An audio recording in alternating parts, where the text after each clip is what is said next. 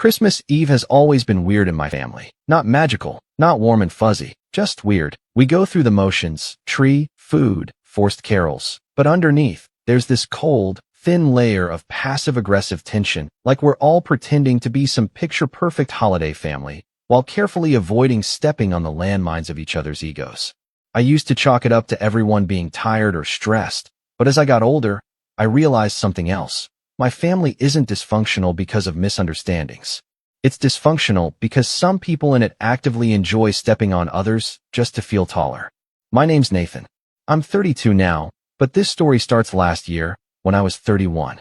I've always been the quiet one in the family, which, ironically, gave everyone else permission to project whatever they wanted onto me. My mom called me the mellow one, as if I were just too low energy to get involved in drama. My dad used to joke that I was the accountant of the family, even though I don't technically work as one.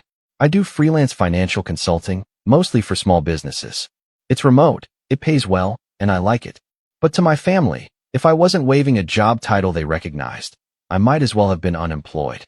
Then there's my older brother, Eric, 35, loud, opinionated, and the golden child ever since we were kids.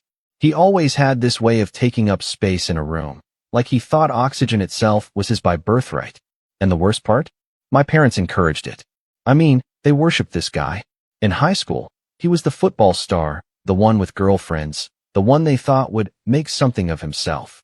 Never mind that he flunked out of college his second year, started 3 businesses that failed in under a year each, and now works at a car dealership. Every family dinner still somehow circles back to Eric's doing great these days. It didn't bother me when I was younger. I just stayed out of the spotlight. I liked numbers, computers, anything that made logical sense. I started helping my dad with his taxes when I was 15. By 20, I was managing a few of their rental properties' bookkeeping on the side. They never asked questions, just handed over receipts and bank info. Nate's got it covered, they'd say. Over time, I handled more and more, mortgage payments, insurance renewals, even the wills, ironically enough.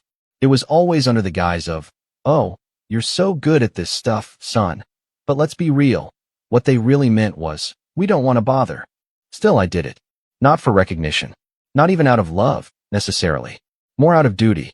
Like it was easier to be the one who kept everything running quietly in the background than to watch the whole circus burn down. But Christmas Eve last year was the moment it all clicked. The moment I realized just how invisible I really was to them. We were at my parents' house. The whole family gathered. Mom made her usual dry turkey. Dad drank a little too much wine and kept repeating the same story about the time he met some guy who almost played for the Giants. My sister Lila had flown in from Texas with her husband and their new baby, who everyone fussed over nonstop.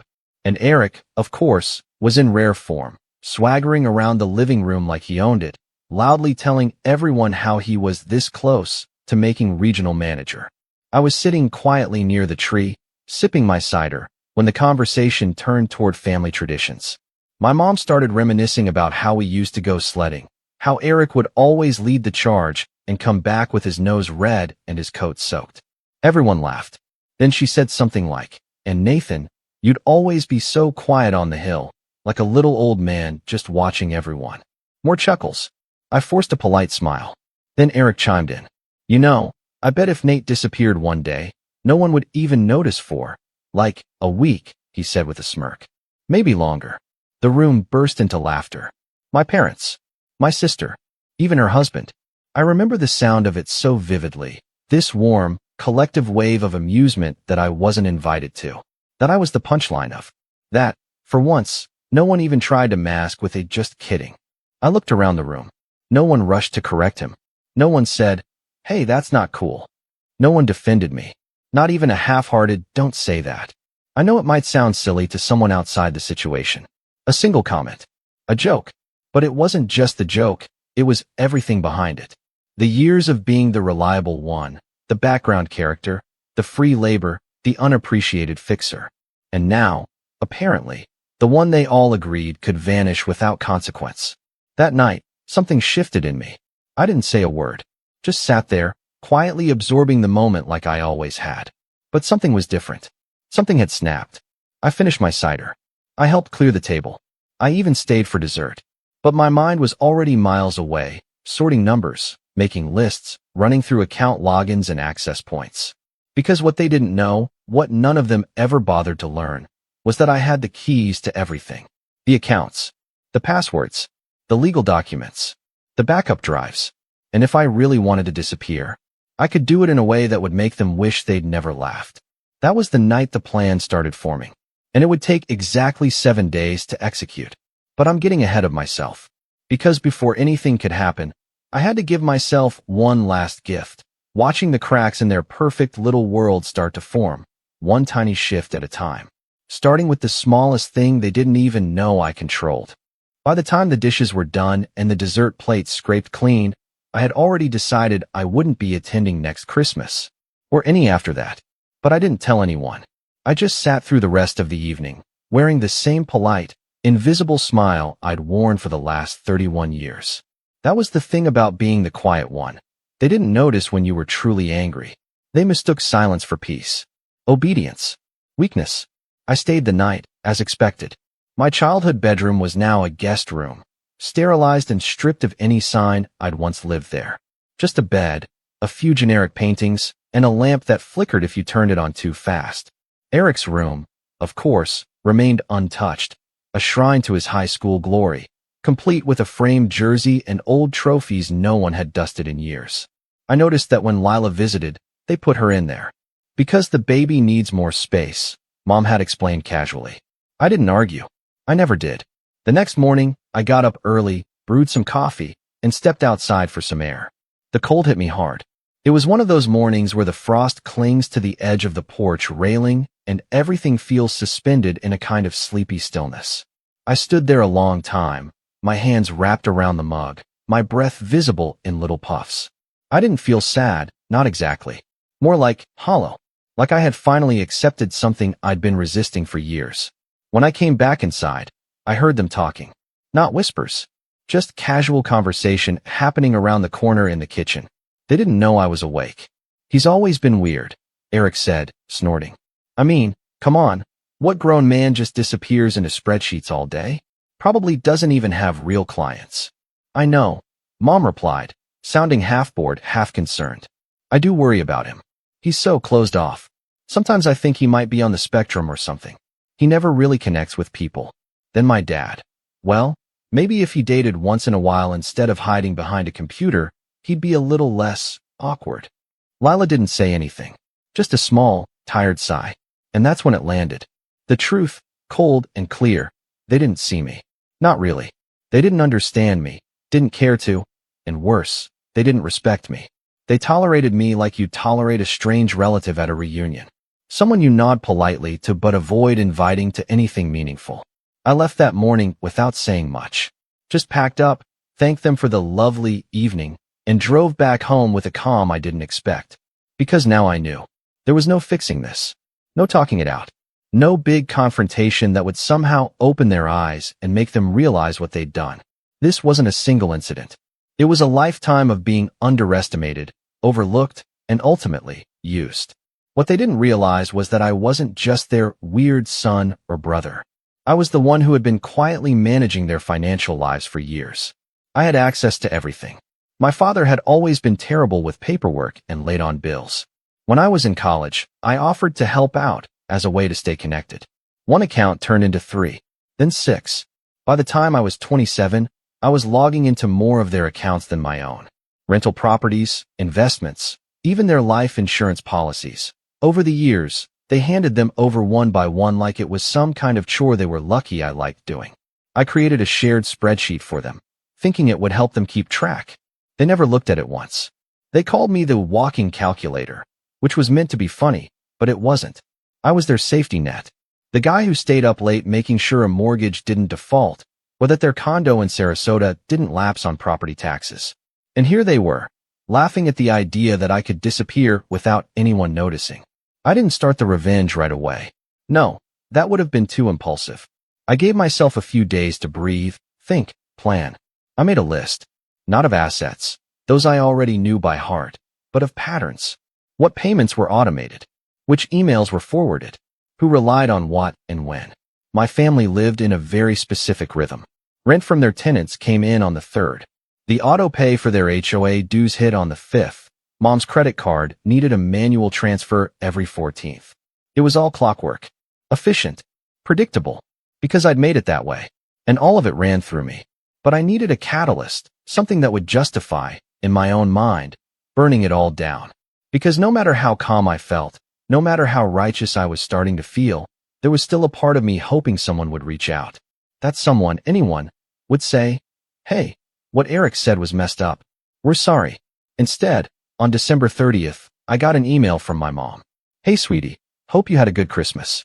I'm wondering if you could take a quick look at Dad's 401k. He's been getting some confusing mail again, and I know you're good at translating that stuff. Love you." No mention of the joke. No mention of how I was treated. Just business as usual. I didn't reply. 2 days later, Lila texted, "Do you still have access to the Chase account for the Sarasota condo? I think Mom wants to start doing monthly payments from there instead of the BOA one. Also, sorry about Christmas. Eric can be a jerk sometimes." Sometimes. That's what she said.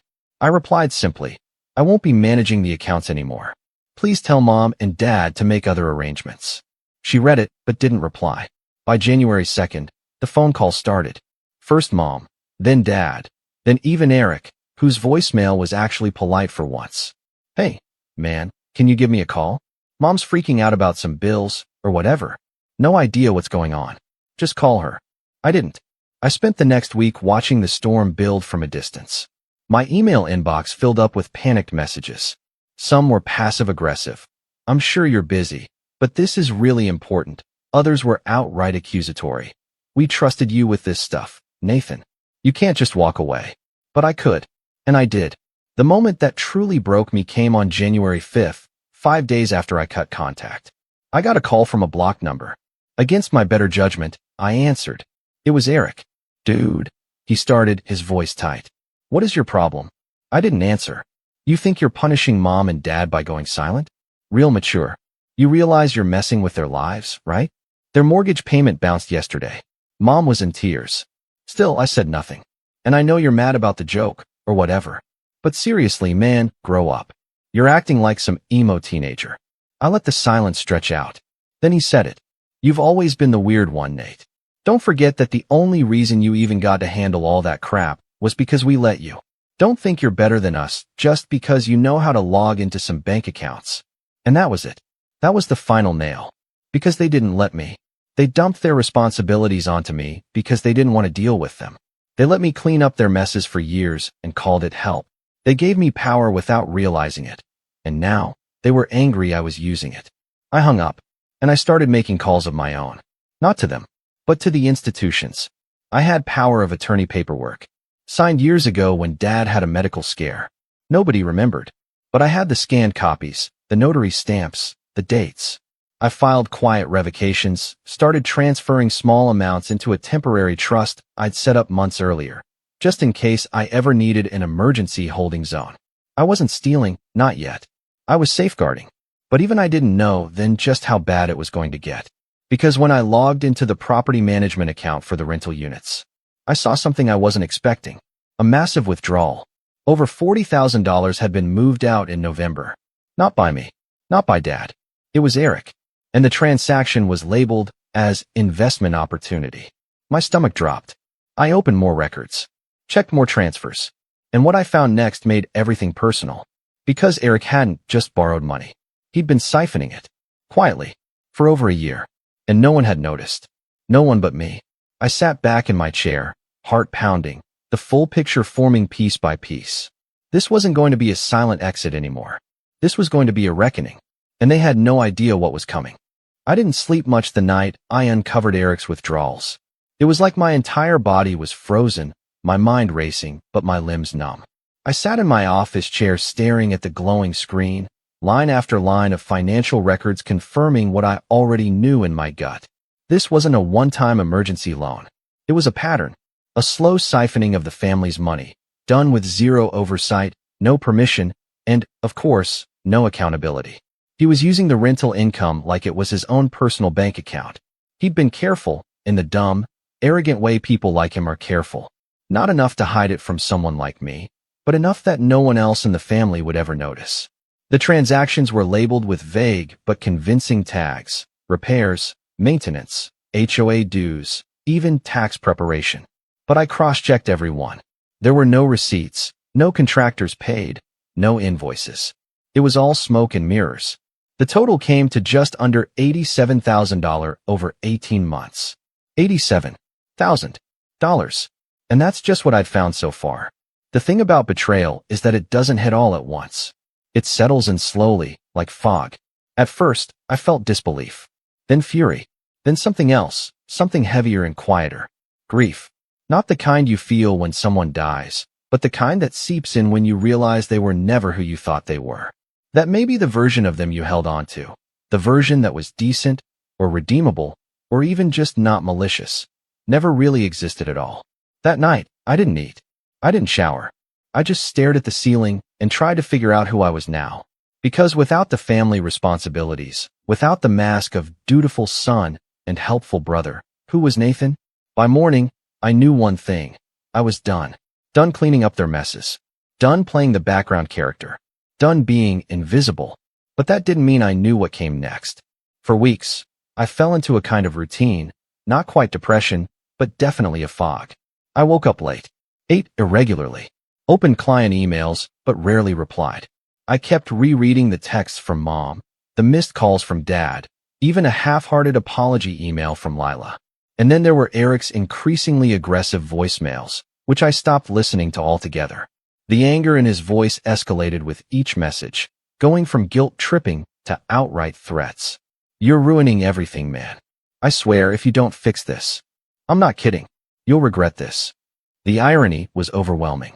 He'd stolen nearly $90,000, and somehow, I was the villain for walking away. But even in the fog, something in me started shifting. I began going on long walks every morning, at first to clear my head, then just because it started to feel good. I found a park near my apartment with a small lake and ducks that always swam right up to the shore.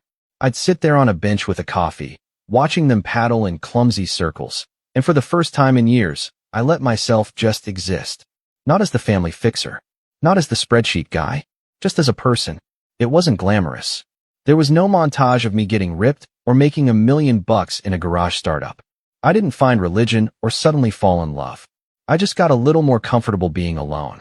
And in that space, something unexpected happened. I started picking up work again. Not because I had to, but because I wanted to. A former client reached out asking for help restructuring a small real estate portfolio. I almost said no. But then I realized, this was exactly what I'd done for my family for years. Only now, someone respected my work enough to pay me for it. So I said yes. And that job led to another. Then another. By March, I had 3 steady clients and a 4th on trial. I tightened up my website, started tracking hours properly, even hired a virtual assistant for invoicing and scheduling. It wasn't flashy, but it was mine. Built from scratch, on my terms. With no one taking it for granted. I didn't post about it online. I didn't update my LinkedIn. I didn't need applause. I just worked, quietly, efficiently, doing the thing I was always best at, but now, finally, for people who appreciated it. One night, after finishing up a call with a startup founder in San Diego, I sat back and looked around my apartment. It was modest, 1 bedroom, downtown, nothing fancy. But it was clean, organized. Mine. My eyes landed on the corkboard by my desk, where I'd pinned a single sticky note months ago.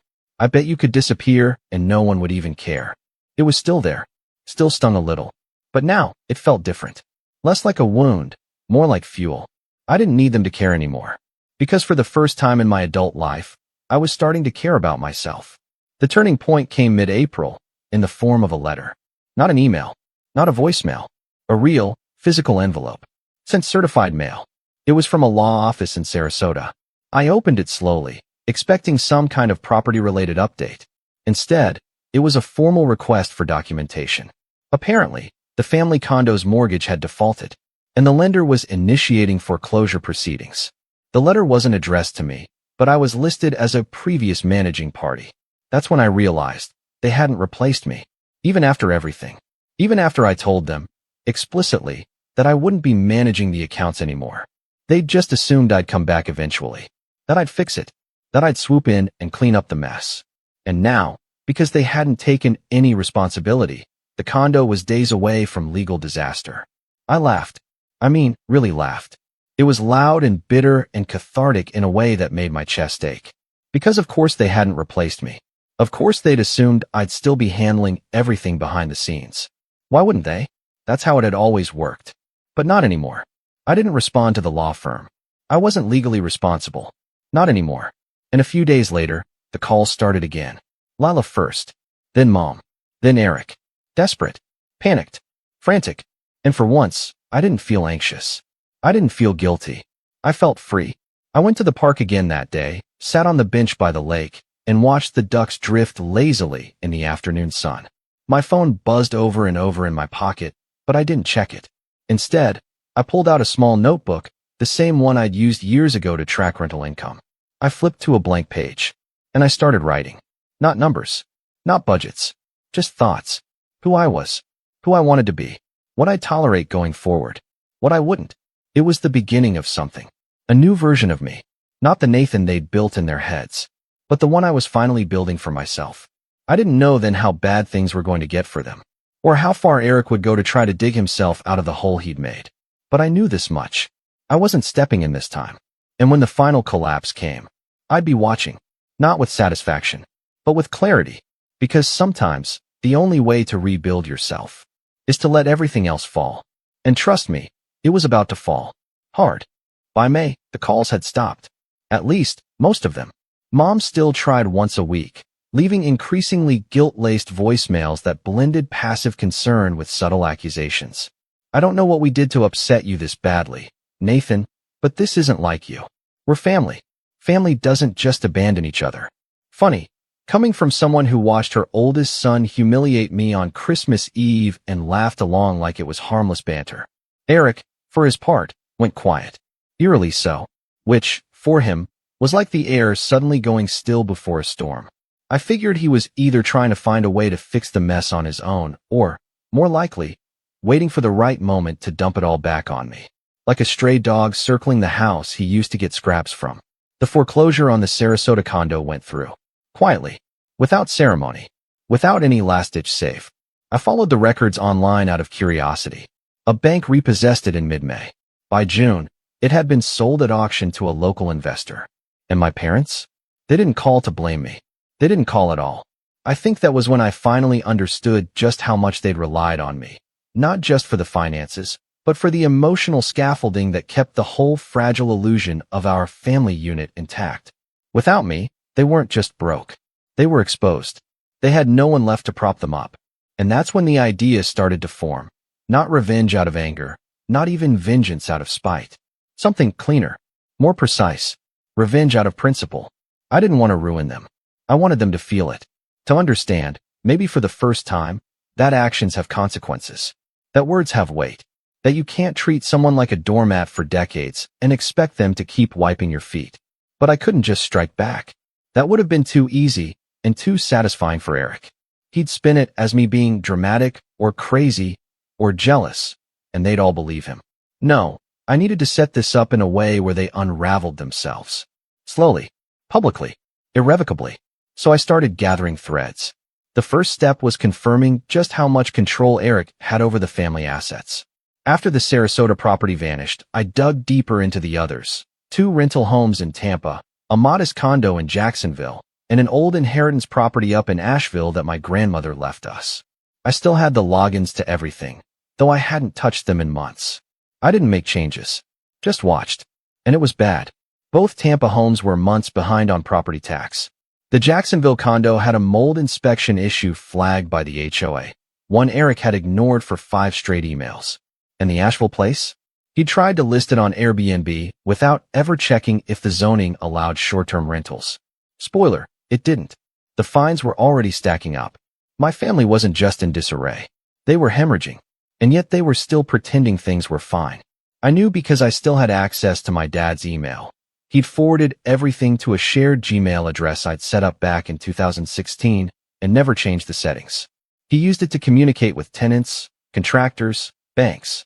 And through it, I watched the slow, spiraling decay of everything I'd once kept afloat. Tenants complaining about broken appliances that hadn't been fixed in weeks. A water heater leak that damaged flooring and resulted in a demand for rent abatement. Even the city of Tampa sent a warning letter about lawn maintenance on one of the rentals. It was like watching a plane nosedive in slow motion. But I wasn't just here to spectate. I was here to aim the crash. The opportunity came mid-June. Lila emailed me. Not a text. Not a call. A full, emotionally restrained, 4-paragraph email with a subject line that read, "Can we please talk?" She apologized. Not for everything, but for enough. She said she didn't realize how hurtful Eric's comment had been. That she had always appreciated me, even if she didn't show it. That mom and dad were struggling, and she was worried Eric's handling of things isn't going to work out. Translation: the ship is sinking, and she's finally looking for a life raft. I didn't reply immediately. Instead, I called my friend Jared. Jared and I went to college together. He's an attorney now, real estate and family law. We hadn't talked in months, but when I told him I had something morally gray but legally cautious I needed to run by him, he laughed and said, "Be there in 20. I told him everything. The accounts. The power of attorney I had years ago. The evidence of Eric's mismanagement. The potential legal minefield they were all dancing on. And most importantly, the documents I still had tucked away in encrypted folders on a backup drive. Copies of leases, tax forms, transfer authorizations, even emails showing Eric had claimed to be managing things with my dad's full knowledge, even though he had no legal authority. Jared listened carefully, asked smart questions, then leaned back and whistled.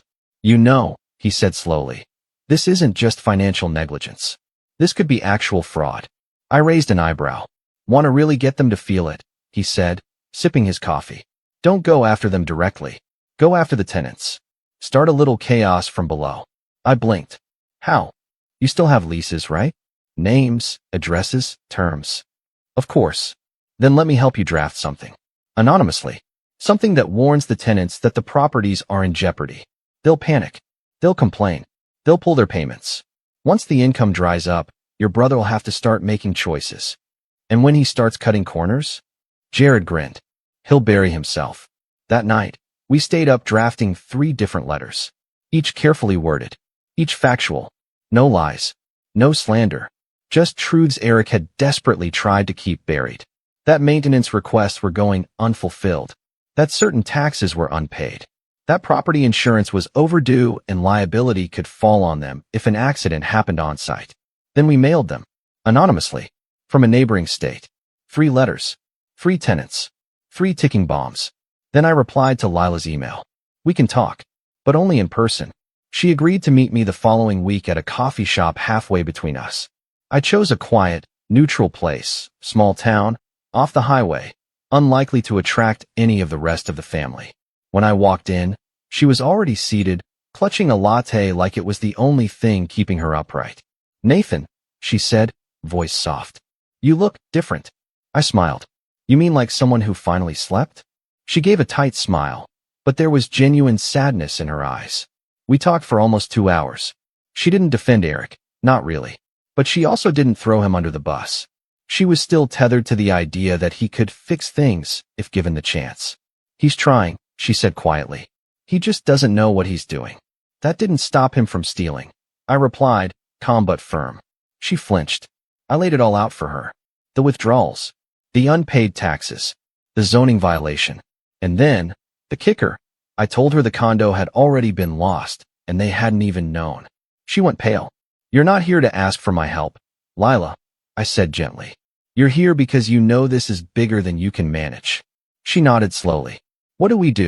We don't do anything," I said. "But you can choose which side of this you want to be on." She looked confused. I leaned in. "You want my help? You want to rebuild this mess? Then I need proof that I'm not walking back into the same trap. I need transparency. Access. And your word that if I take one step toward fixing this, it's on my terms." Her eyes welled up, but she nodded. And so, I gave her the first step. I told her to check the locks on the Jacksonville condo. Because that one was about to become the stage for something a little more theatrical. See, Eric had been lying to the HOA, claiming he was in the process of hiring a mold remediation team. But no such team had ever been contacted, which meant the mold. It had spread. And thanks to Jared, I now had photographic evidence, provided by a contractor friend who, for a small fee, did a casual walkthrough for insurance quote purposes. The report was brutal. Health hazard, liability exposure, lease violation. I sent the report, anonymously, again, to the HOA, with a copy to the city. And just like that, the match was lit. Because soon, Eric would have to answer questions he didn't know the answers to, while I, for the first time in years, would be standing far outside the blast radius, waiting for the smoke to clear. The first sign that everything was about to blow came not through a voicemail or email, but from an online news article. It was late July, a humid Thursday evening. I was eating dinner alone, grilled chicken, some rice, a podcast playing softly in the background, when Jared texted me. You might want to check this out. Local landlord under investigation after tenants report unsafe living conditions. I clicked the link and there it was, a photo of one of my parents' Tampa properties, yellow tape across the front porch, city inspector standing in the doorway. The article was short but damning. Mold, electrical violations, pest infestations. The tenants had filed formal complaints. And when the inspectors came knocking, the property manager, Eric, of course, had no paperwork, no permits, no current insurance. The article didn't name him, but it didn't need to, because the next day, it got worse. A local tenant rights group picked up the story and posted about it on Facebook. Then Reddit. Then Twitter. Photos started circulating of the Jacksonville condo with black mold creeping up the walls, kitchen cabinet doors hanging by a single hinge, garbage bags stacked in the corner because of a broken disposal system. And then came the kicker. One of the tenants from the Tampa property posted a video. She was a single mom, probably in her late 20s, tear-streaked and furious, standing outside the condemned house. My kids were sleeping in that room. They've been coughing for weeks. I told the landlord 3 times. He said he was handling it, but he never even showed up. If I hadn't gotten that letter warning me, I wouldn't have known how bad it really was. That letter? One of the anonymous ones Jared and I had sent. The video racked up views, over 100,000 in a few days. And the city, once happy to let property issues slide under the radar, was suddenly under public pressure to act hard. By the time the dust started to settle, Eric had received 2 cease and desist letters, 3 formal tenant lawsuits, and an audit request from the Florida Department of Revenue for misreported rental income. And me? I stayed silent. Lila was the only one who knew the truth, that I'd been the architect behind the unraveling. She kept her word. She stayed out of it publicly, but fed me updates from the inside. Eric's falling apart. She whispered over the phone one evening. He's blaming everyone but himself. Says the tenants are lying. Says you hacked the accounts and made it all happen. Of course he does, I said, stirring my tea. It's always someone else's fault. What are Mom and Dad saying? She hesitated. They're scared. Dad's not talking much. Mom's been crying. I think she finally realizes how much they leaned on you. I didn't reply right away. I was staring out my window, watching the street lamps flicker to life. Are they sorry? I asked quietly. Lila exhaled. They don't know how to say it. But yes, at least. I think Mom is. She keeps saying, we never appreciated him. Not really. I nodded slowly. It wasn't satisfying. Not really. But it was something. Still, I wasn't done. The final piece of the plan came together thanks to Jared again. I'd mentioned in passing that Eric had been drawing money from family-owned accounts, funds that were, legally, still part of the shared inheritance left by our grandmother. Jared perked up. Did he ever get explicit legal authority to move that money? He asked. No.